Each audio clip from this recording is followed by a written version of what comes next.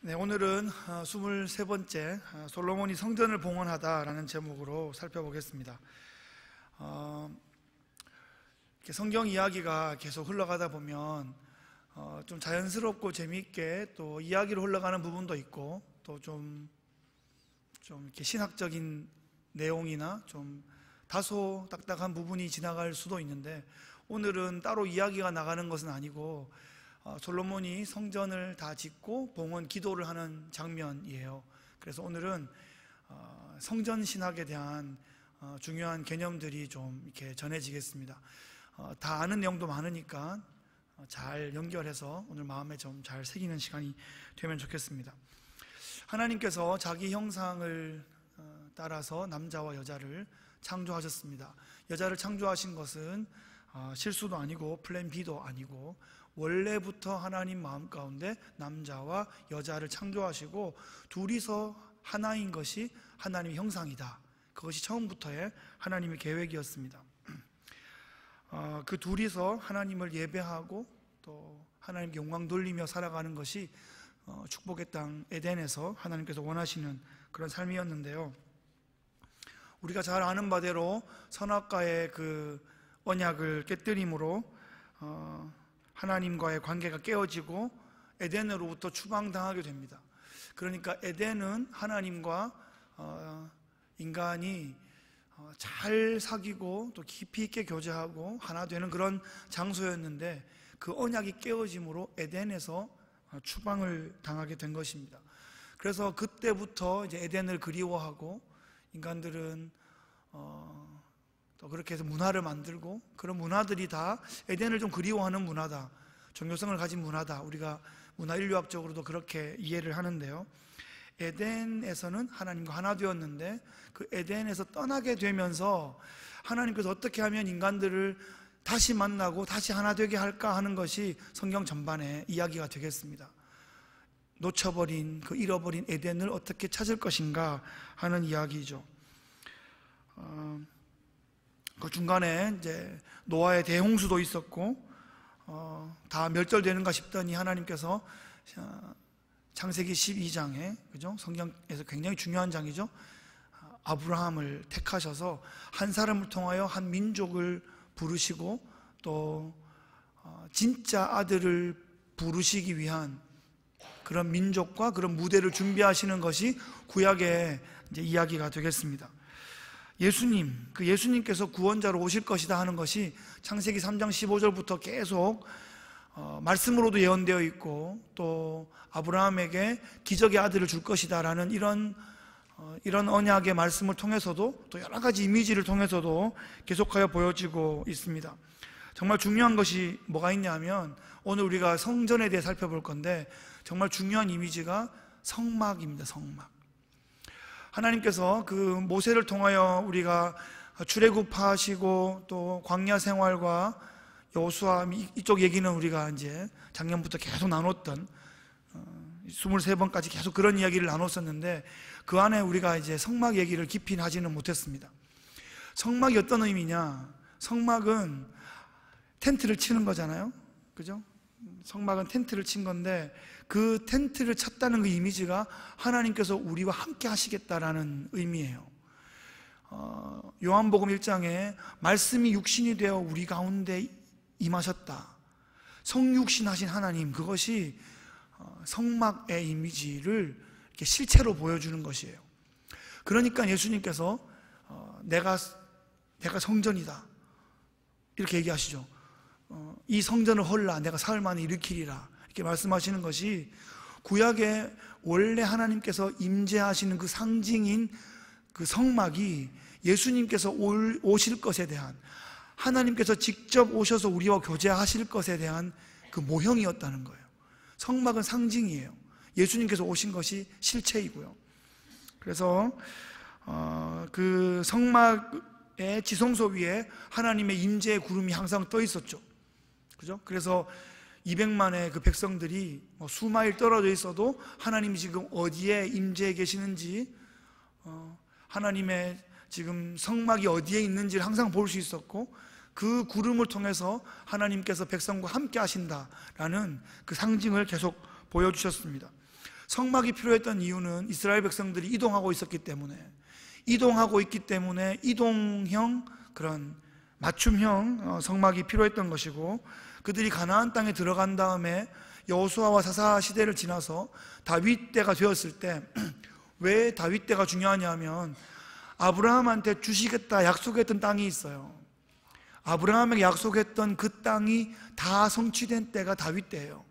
그래서 다윗 때에 와서 이제 그 땅에 본격적으로 하나님의 신정 통치의 그 땅에 이제 정착을 하게 된 거죠. 그래서 이동형 성막이 아니라 이제 고정형 성전이 필요하게 되었습니다. 다윗이 한 중요한 것이 예루살렘 성을 정복한 거죠. 그 사사기 시대를 지나면서도 예루살렘은 난공불락의 성이어가지고 여부스 족속이 딱 차지하고 있었는데 그것을 이제 얻지를 못했어요. 다윗이 예루살렘 성을 정복하고 그 이름을 다윗성이라 붙이고 거기 왕궁을 짓고, 그 후에 나는 백향목 궁에 거하는데 여호와의 궤는 천막 아래에 있도다 그러면서 하나님께 내 하나님 집 지어 드릴게요 라고 나단한테 이야기한 장면 우리가 잘 기억하고 있습니다. 다윗은 참 기특한 생각을 한 거죠. 하나님께서 태평성대를 이루게 하셨고, 또 이제 왕궁도 이렇게 짓고 모든 것을 편안하게 해주셨는데, 이제는 저희들도 하나님을 위해서 뭔가 하겠습니다, 하나님의 집 잘 지어드리겠습니다, 이런 기특한 생각을 하게 된 겁니다. 그때 그 다윗의 고백에 대하여 나단 선지자가 응답한 것이 성경 전체에서 여러분 최소한 구약에서 탑3 안에 드는 중요한 사무엘하 7장의 다윗 언약에 대한 그 말씀입니다. 그 말씀의 핵심은 다윗이 하나님의 집을 지어드리는 것이 아니라 하나님이 다윗의 집을 지어주신다는 거죠. 하나님이 다윗의 가문을 책임진다, 하나님이 다윗의 왕국을 영원토록 하겠다라는 말씀입니다. 하나님께서 다윗의 집을 지어주신다. 그래서 그것은 다윗의 집, 다윗의 가문이 영원할 것에 대한 말씀이 아니라, 그것은 다윗의 가문이 다 감당할 수 없는 너무나 큰 약속이었죠. 다윗의 후손으로 오실 예수님을 통해서 그 메시아의 나라가 영원할 것에 대한, 그분을 통해서 새하늘 새 땅이 펼쳐지고 잃어버린 에덴을 회복하는 새로운 에덴의 회복, 새로운 하늘, 새로운 땅의 그런 주인이 되시고 그런 왕국이 펼쳐질 것에 대한 구약의 예언이 되겠습니다. 이 선언이 메시아 예수 그리스도에 의해서 성취되죠. 그래서 예수님은 다윗의 자손 예수님, 다윗의 자손으로 오셔서 이 땅에 사역하시면서 궁극의 왕의 사명을 감당하시는 겁니다. 여기서 우리가 중요한 모티브 하나를 잡아야 되는데요, 바로 성전이라는 모티브입니다. 성전은 이동식이었던 성막의 정착형으로 이해하면 되고요, 그 의미는 하나님의 임재, 예수 그리스도의 성육신의 상징으로 이해하면 되겠습니다. 다윗은 성전을 너무너무 짓고 싶었습니다. 하지만 다윗에게는 이 성전 건축이 허락되지 않았습니다. 그래서 다윗은 성전을 지을 수 있는 모든 만반의 준비를 다 갖추어 줍니다. 레바논의 백향목과 잣나무와 화강암을 비롯한 모든 건축 자재를 준비해주고 두로왕 히람을 이렇게 준비시켜서 그 아들 솔로몬이 성전을 지을 때 모든 것을 다 서포트하게 해줍니다. 이런 건축 자재들을 멀리서 이동할 수 있는 모든 운반 시스템도 다 구축해 놓았고 최고의 기술자들을 다 준비해 두었습니다. 막대한 건축 자금도 다 마련해 두었습니다. 게다가 솔로몬이 매우 지혜롭기 때문에 당대 고대 건축의 불가사의라고 불리는 이 예루살렘 성전을 7년 만에 아주 멋지게 완공하게 됩니다. 이 예루살렘 성전이 이스라엘의 역사 가운데 어떤 의미가 있는지 오늘 한번 살펴보겠습니다. 솔로몬이 성전 건축을 다 마친 다음에 여호와의 언약궤를 다윗성에서 메고 나와서 새로 완공된 성전으로 이동합니다. 8장 1절의 말씀 보시면 이스라엘 장로와 모든 지파의 우두머리 곧 이스라엘 자손의 족장들을 예루살렘으로 소집했다라고 합니다. 5절 말씀은 솔로몬 왕과 그 앞에 모인 이스라엘 회중이 그와 함께 그 궤 앞에 있어 양과 소로 제사를 지냈으니 그 수가 많아 기록할 수도 없고 셀 수도 없었다라고 기록합니다. 그러니까 이스라엘의 모든 리더들 다 불렀고요, 모든 리더들뿐 아니라 온 백성을 다 불렀다라고 다소 이렇게 과장된 표현을 써주고 있습니다. 그만큼 온 백성의 한 모든 마음들이 지금 성전을 짓고 거기에 여호와의 언약궤를 모시는데 마음이 다 일심으로 단결했다는 뜻이겠죠. 이 언약궤 안에는 모세의 두 돌판이 들어 있습니다. 모세가 시내산에서 하나님께 받았던 그 언약의 두 돌판이 이 언약궤 안에 들어 있습니다. 그래서 지금 이 언약궤는 1000년을 가로질러서 지금 모세와 다윗을, 그 시대를 이어주고 있는 것입니다. 하나님의 임재의 상징, 그 시내산을 가득 채우며 그 나팔 소리와 우레 소리와 빽빽한 구름으로 채웠던 그 하나님의 임재가 지금 성전을 완공하고 그 성전에 이제 언약궤와 그 언약의 두 돌판이 이제 지성소 안에 모셔지게 된 것입니다. 10장 10절과 11절에 한번 보시면 제사장들이 이제 언약궤를 어깨에 메고 그 안에 두고 나올 때 놀라운 장면이 목격됩니다. 제사장이 성소에서 나올 때 구름이 여호와의 성전에 가득하매, 11절, 제사장이 그 구름으로 말미암아 능히 서서 섬기지 못하였으니 이는 여호와의 영광이 여호와의 성전에 가득함이었더라. 그 언약궤를 지성소에 모시고 나오는데 구름이 빽빽하고 여호와의 영광에 압도되어서 서 있지 못할 정도였다는 거예요. 뒤로 넘어졌는지 앞으로 넘어졌는지 모르겠지만 하여튼 서 있지 못할 정도의 아주 강력한 하나님의 임재, 성령의 임재를 체험하게 된 것입니다. 실제로 하나님 임재하시는 것, 요한복음 1장에 기록된 말씀이 육신이 되어 우리 가운데 거하심에 하나님의 독생자의 영광이요 은혜와 진리가 충만했다라고 말하는 그 말씀이 지금 시내산에 임재하고 또 성막에 임재하고 성전에 임재하고 있는 하나님의 임재의 상징의 실현이 바로 요한이 선포한 하나님의 독생자의 영광이 우리 가운데 오셔서 육신으로 텐트를 치고 우리와 함께 하시고 하나님의 임재를 보여주시고 요한은 그 예수님을 만나고 만지고 우리가 함께 지낸 바 되었다라고 그렇게 고백하는 거죠. 궁극으로 완성되는 것은 이 새하늘 새 땅에 가면 성전도 이제 없습니다.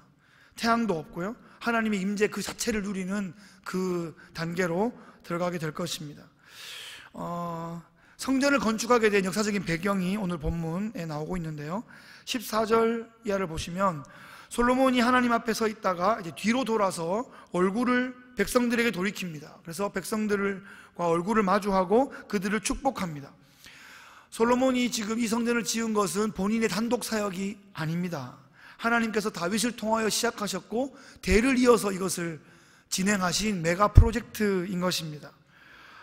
다윗이 꼭 성전을 건축하고 싶었는데 하나님이 하신 말씀은 너는 피를 많이 흘렸기 때문에 네 아들이 그것을 할 것이다. 그래서 우리는 다윗이 성전을 건축하고 싶었으나 하나님께 퇴짜를 맞은 실패한 사람이다, 이렇게 이해하시면 안 되겠습니다. 모세가 백성들을 그렇게 출애굽을 시키고 광야에서 40년을 이끌었는데 가나안에 들어가지 못했다고 실패한 인생이다, 그렇게 말하면 안 되겠습니다. 심지어 광야에서 쓰러져 간 이스라엘 백성도 중요한 역할을 했거든요. 그죠? 자기 다음 세대들을 낳고 그들에게 그 신명기의 그 법, 그죠? 사실 출애굽기 20장에 나오는 그 법과 신명기에 나오는 그 법의 차이는 사실 이게 38년 나는 거잖아요. 그죠? 그러니까 어른들은 시내산법을 받았고 새로운 다음 세대는 신명기법을 받은 거예요. 그런데 이 시내산에서 받은 그 법을 가지고 이게 민수기 38년 5개월 동안의 그 삶 가운데 자기 자녀들을 꼼꼼하게 가르친 거죠. 그래서 본인들은 다음 세대를 가나안 1세대로 영광스러운 세대로 양육한 그런 일은 한 것입니다. 모세의 삶이 가나안에 들어가지 못해서 실패가 아니라 백성들을 그렇게 세우고 여호수아라는 걸출한 지도자를 이렇게 멘토링 했잖아요. 다윗도 성전을 짓고 싶었는데 못 지었다고 퇴짜를 맞은 것이 아니라 하나님은 다윗의 역할을 거기까지로 보신 거고 솔로몬이 그것을 이어서 함께 연합 사역을 한 것입니다. 그래서 뭐 나라의 정치도 그렇고 교회 사역도 그렇습니다. 내 당대에 무슨 빛을 보려고 1, 2년짜리 프로젝트만 계속 하면 안 되고 이것을 이어주는 거예요. 계속 이어줘야죠. 예? 정권 바뀌면 싹 다 뒤집고 다 뒤집고 부당 바뀌면 다 뒤집고 그렇게 가면 안 되고, 좋은 전통, 좋은 역사, 좋은 미니스트리는 계속 잘 이어갈 수 있도록 해야 되는 것입니다. 오늘 이 성전이 이렇게 지어지게 된 배경은 다윗으로부터, 다윗의 그 나단에게 말한 그 고백으로부터 하나님께서 이제 솔로몬에게까지 또 두로왕 히람도 연결해 주시면서 하나님께서 만들어 가신 겁니다. 나단과 다윗과 솔로몬과 또 여러 숙련된 기술자들까지 하나님께서 다 콜라보레이션을 해 주신 겁니다. 이어서 오늘 본문으로 이어지는데요, 22절에 보시면 솔로몬이 여호와의 제단 앞에서 이스라엘의 온 회중과 마주서서 하늘을 향하여 손을 펴고 기도하고 있습니다.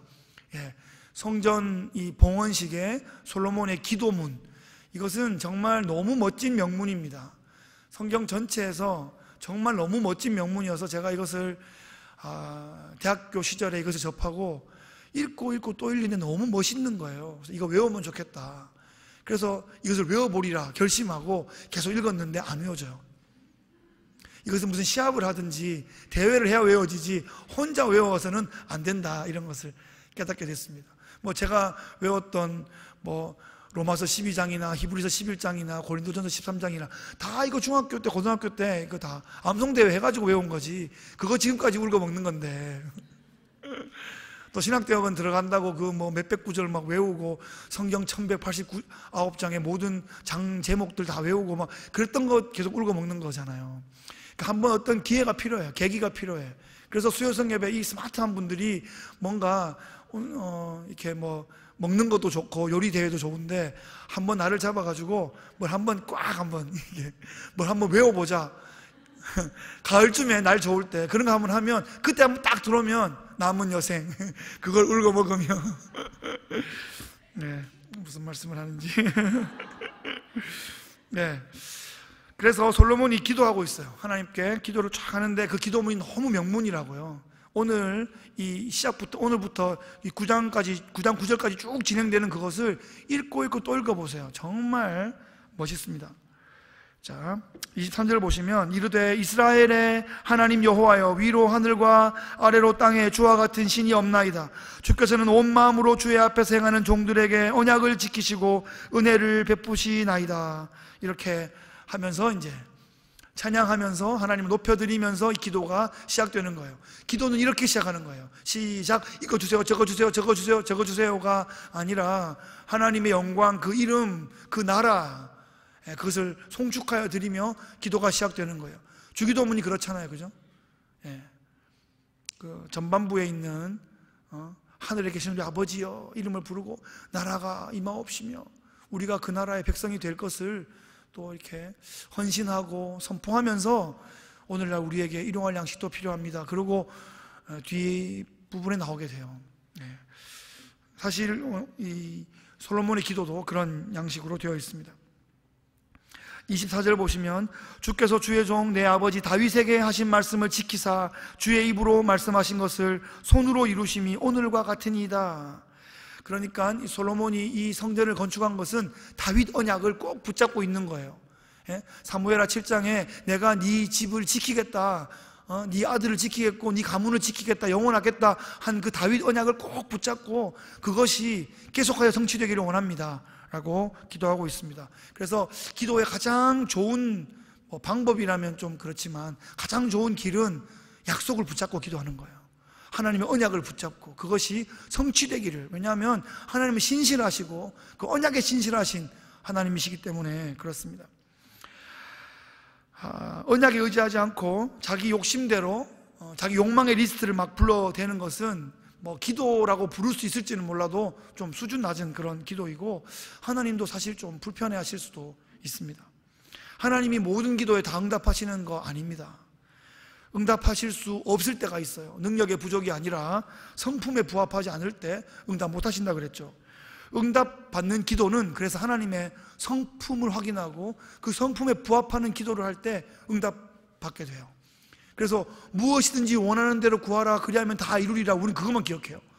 무엇이든지 원하는 대로 구하면 다 이루거나, 내가 네 안에 네가 내 안에, 오는 빼버리고 네 말씀이 내 안에 네가 내 말씀 안에는 생략한 채 뒷부분만 자꾸 강조하죠. 자, 그래서 오늘 지금 솔로몬이 하나님 앞에 기도에 뜸을 들이고 있어요. 지금 계속 28절에 보시면 주의 종의 간구를 돌아보시라 이런 말을 하고 있고요. 29절 보시면 주의 종이 성전을 향하여 비는 기도를 들어달라 또 이런 말을 해요. 30절에서는 주께서 계신 곳 하늘에서 들으시사 용서하여 주옵소서 계속 뜸을 들이고 있어요. 왜냐하면 굉장히 뒤에 리스트를 많이 부를 거거든요. 리스트가 길면 길수록 앞에 뜸을 좀 들여야 돼. 그래서 31절부터 7가지 기도의 제목의 리스트가 나옵니다. 사실 이게 다 한 가지일 수도 있는데 7가지. 이게 뭔가 하면 솔로몬 7가지 간구 이제 띄워가 놓을 테니까 한번 보세요. 솔로몬이 지금 간구하는 것은 엄청나게 영광스러운 성전이 지금 되어 있고 그 앞에서 성전에 봉헌식을 하는데 기뻐하고 찬양하고 영광의 성가대가 막 성가를 선포하고 막 웃고 행복하면 끝일 것 같은데 그게 아니라 우리가 장차 실패할 수 있습니다. 아니 실패할 것입니다. 그때 저희를 긍휼히 여겨 주옵소서 하는 간구를 하고 있는 것입니다. 다시 한번 띄워주세요. 31절에 이스라엘이 이웃에게 범죄했을 때 하나님 들으시고 용서하여 주시고 우리를 품어 주옵소서. 우리가 범죄로 인하여 적국에게 패했을 때 하늘에서 들으시사 사하시고 용서하여 주옵소서. 이게 똑같은 패턴이에요. 우리의 범죄로 인해서 비가 내리지 않을 때 하나님 우리를 긍휼히 여겨 주옵소서. 자연재해가 발생했을 때 하나님 우리를 불쌍히 여겨 주옵소서. 심지어 이 성전을 바라보며 이방인들이 기도할 때도 그 이방인들도 건져 주옵소서. 그러니까 성전은 유대인들 그 이스라엘 사람들에게만 해당된 것도 아니었어요. 처음부터 열방을 향한 것이었다니까요. 그리고 주의 백성이 적국과 싸우려고 할 때 하나님 이 성전에서 우리가 그 위기 가운데 기도하거든 하나님 우리를 건져 주옵소서. 마지막 적국의 포로로 사로잡혀 갔을 때 이미 이 성전이 무너지고 우리가 포로로 끌려갔을 때 우리가 먼 데 있는 우리의 성전 그 방향을 바라보고 기도하거든 주는 하늘에서 들으시고 용서하시고 우리를 구원하시고 회복시켜 주옵소서 하는 기도를 성전을 지으면서 하고 있다고요. 이런 예언적인 기도를 하고 있다고요. 제가 지난주에 정경적 해석에 대해서 말씀드렸죠. 우리는 그 예루살렘 성전이 그 화려한 성전이 무너진 걸 알고 있어요. 돌 하나도 돌 위에 남지 않고 다 무너져 버리고 그 예루살렘에서 예배하던 그 백성들이 이방 땅에 포로로 끌려간 걸 알고 있어요. 그때 이 기도가 필요한 거죠. 예루살렘을 향하여 난 창문을 열고 하루에 3번씩 하나님 우리를 긍휼히 여겨 주옵소서 기도하던 사람이 있었죠. 기억나시죠? 다니엘을 비롯한 그 언약의 백성들이 자신들의 또는 부모들의 조상들의 하여튼 그 민족의 실수와 실패로 인해서 적국의 포로로 끌려갔는데도 그 솔로몬의 기도를 붙잡고 기도할 때 하나님께서 너희들의 연한은 70년이 될 것이다 이렇게 약속해 주시는 거죠.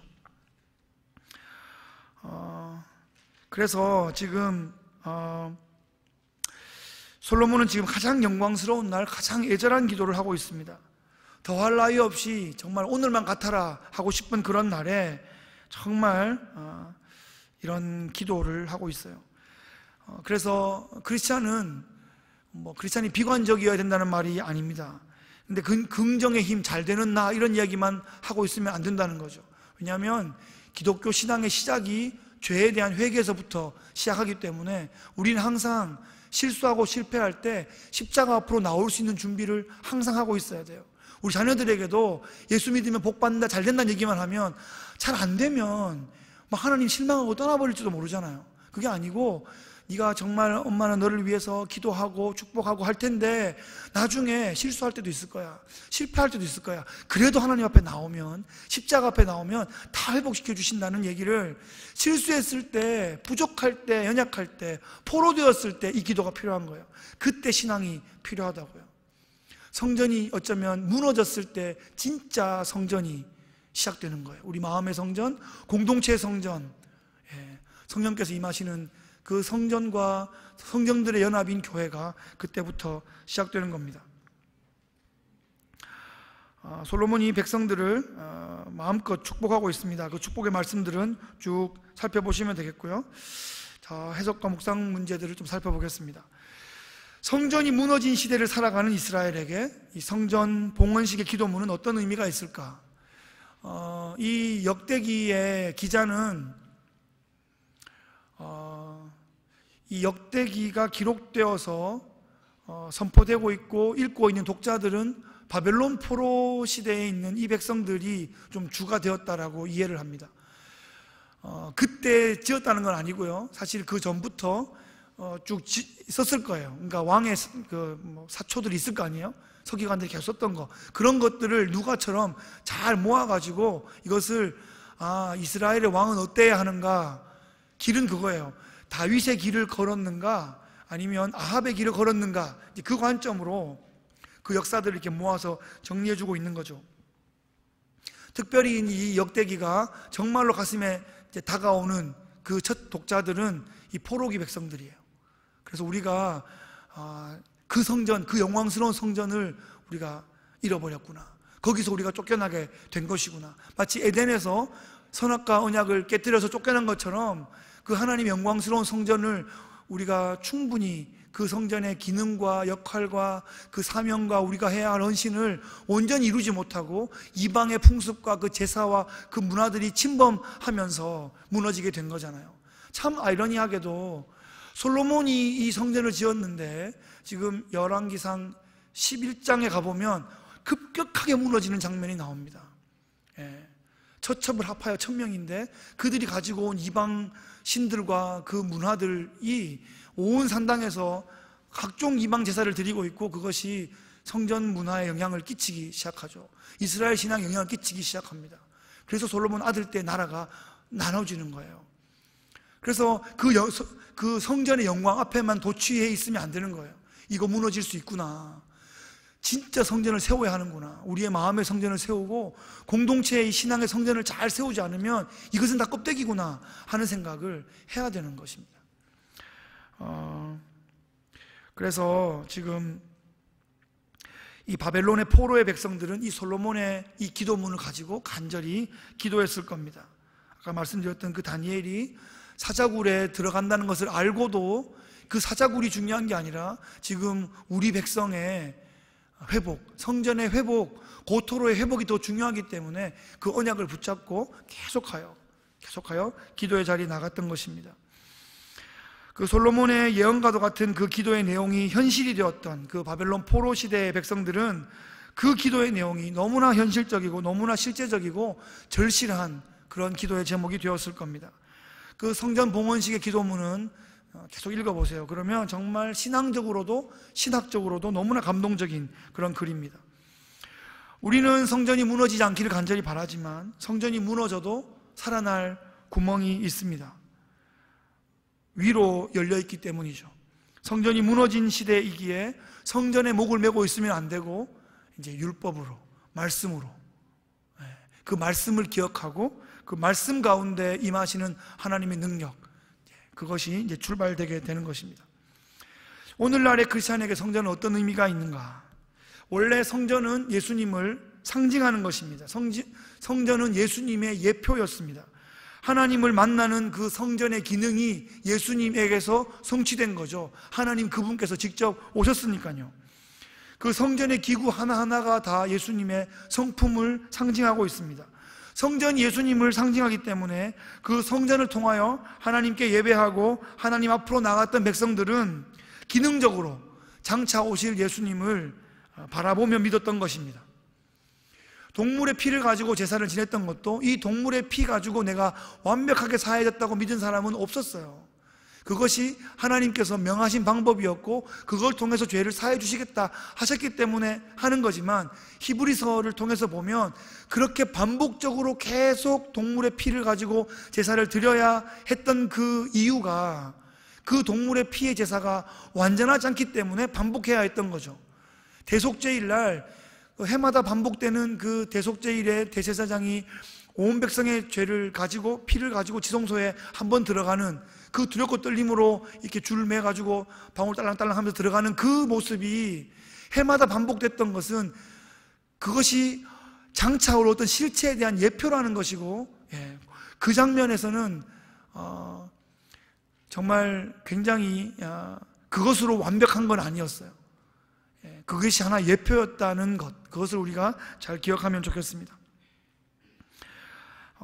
그래서 구약의 성도들은 부족한 동물의 피를 가지고 제사하면서 완전한 중보자가 올 것을 믿으며 기다렸던 것입니다. 그래서 이제 그리스도의 보혈을 의지하는 모든 백성들은 그 피에 의지하여 영원히 단번에 드린 그 한 번의 제사에 의지하여 담대히 은혜의 보좌 앞으로, 은혜의 보좌가 뭘 상징하는지 아시죠? 은혜의 보좌가 그 지성소 안에 있는 언약궤를 얘기하는 거예요. 그 시은소, 그 속죄소, 거기를 말하는 거죠. 거기는 대제사장이 1년에 한 번밖에 못 들어가는 곳인데 예수님의 십자가 사건에서 휘장이 찢어지잖아요.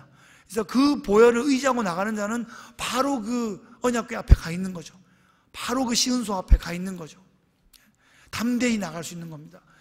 대제사장도 두렵고 떨림으로 나갔던 곳을 우리는 그리스도의 피에 의지하여 담대히 나가는 것입니다. 예루살렘 성전의 기능은 이제는 더 이상 없습니다.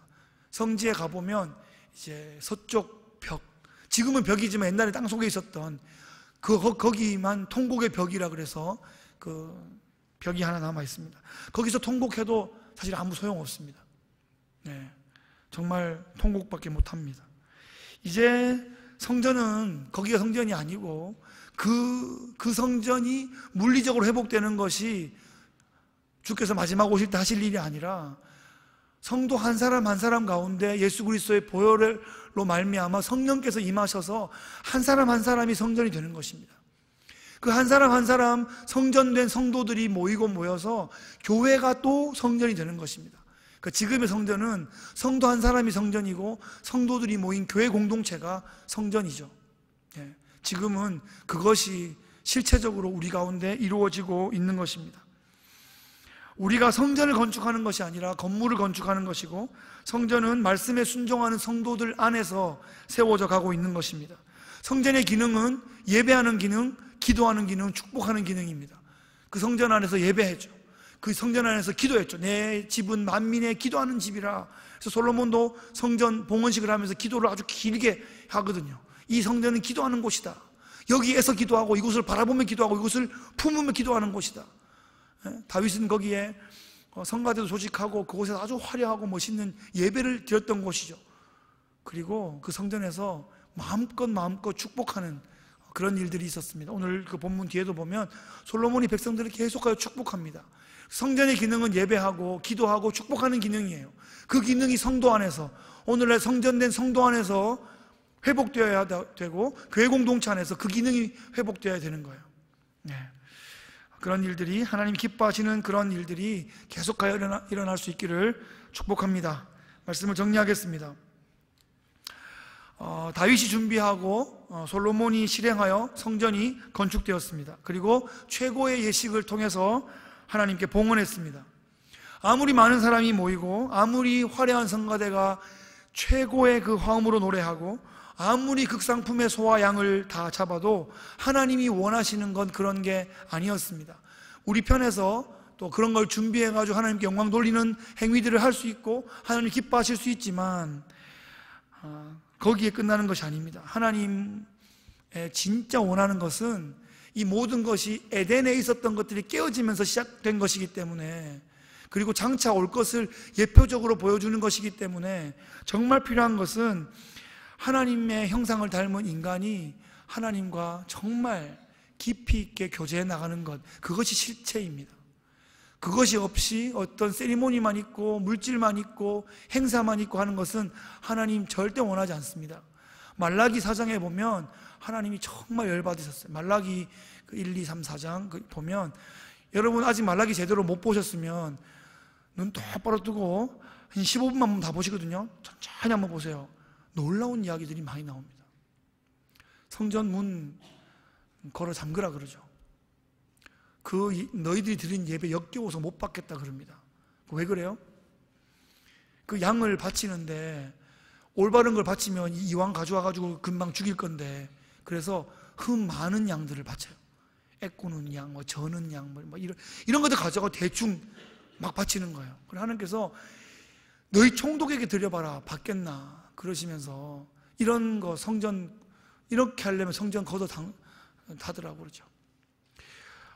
하나님께서 그래서 성전을 닫는 것이 하나님의 무슨 목적이 아니라 바른 예배를 드리라는 말이잖아요. 그죠? 그래서 이제 우리가 해야 할 것은 그 최초에 놓쳐버렸던 그 에덴의 하나님과의 교제를 우리 가운데 성령께서 오셨으니까 이제 그 주님과 실제적인 교제를 계속해 나가야 되는 거예요. 예?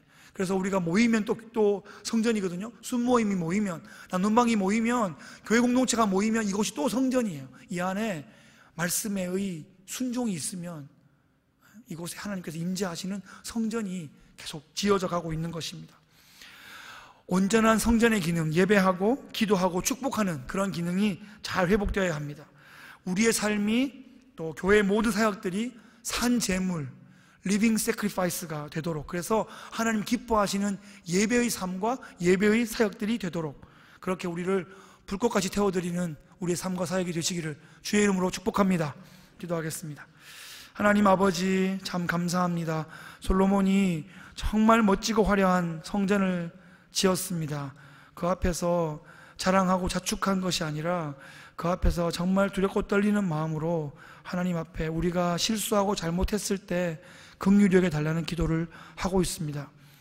성령을 통하여 하나님의 자녀가 된, 또 성전 그 자체가 된 성도 한 사람 한 사람이 날마다 그렇게 은혜 앞으로 나가게 하시고, 우리가 실수했을 때 성령께서 말할 수 없는 탄식으로 우리를 위하여 중보하시며 그리스도께로 이끌어 주실 것을 또 주 앞에 의뢰합니다. 그런 신실한 성도들, 그런 우리 예배와 또 우리 교회 사역 될 수 있도록 역사하여 주옵소서. 감사드리며 예수님의 이름으로 기도합니다. 아멘.